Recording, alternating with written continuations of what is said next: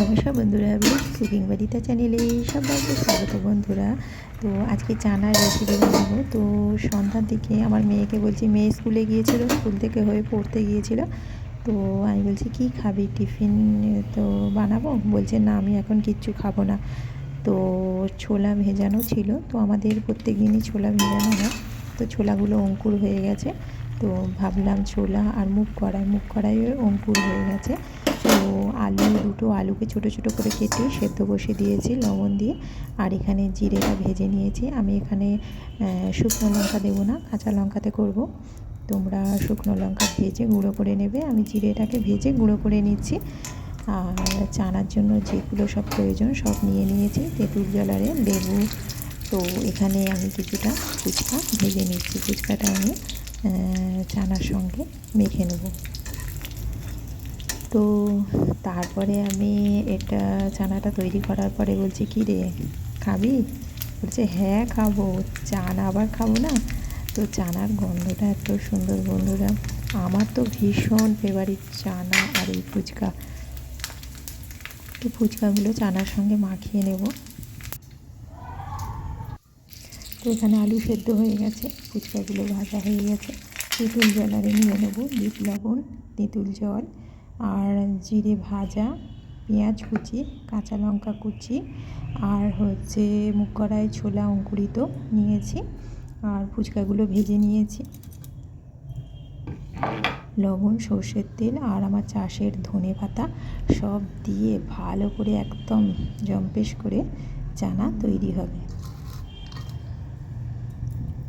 তো বন্ধুরা, চানার রেসিপিটা কেমন হয়েছে অবশ্যই জানাবে। আমার চ্যানেলটিকে সাবস্ক্রাইব করবে, লাইক করবে, শেয়ার করবে। এবার একসঙ্গে দিয়ে মেখে দেয়। হ্যাঁ,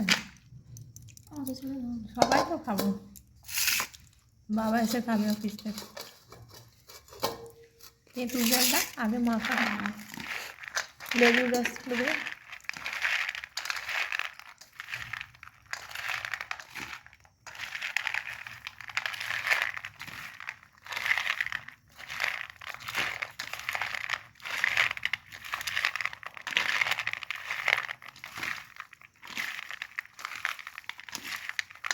মুগ কড়াই সব অঙ্কুর হয়ে গেছে, আমার মুগ কড়াইগুলো বড় অঙ্কুর হয়েছে না, বেশি দেবো না, তেঁতুল জলটা দেবো।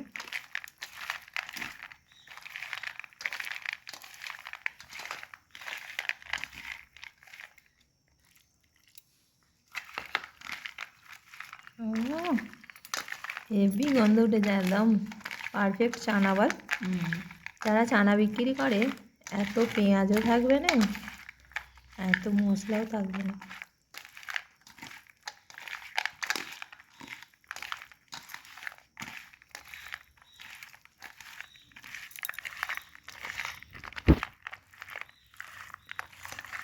ও জিভ দিয়ে জল এসে যাচ্ছে, মানু মাখাচ্ছে। মানু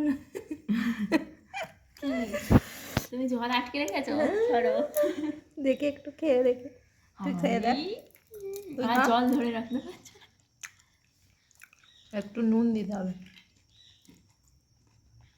টকটা কম হয়েছে।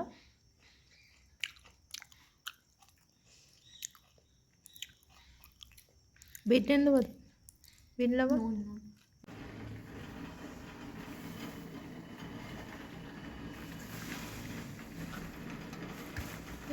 অনেক ধনে পাতা হয়েছে, গন্ধটা ভীষণ পড়ে গেছে। দেখ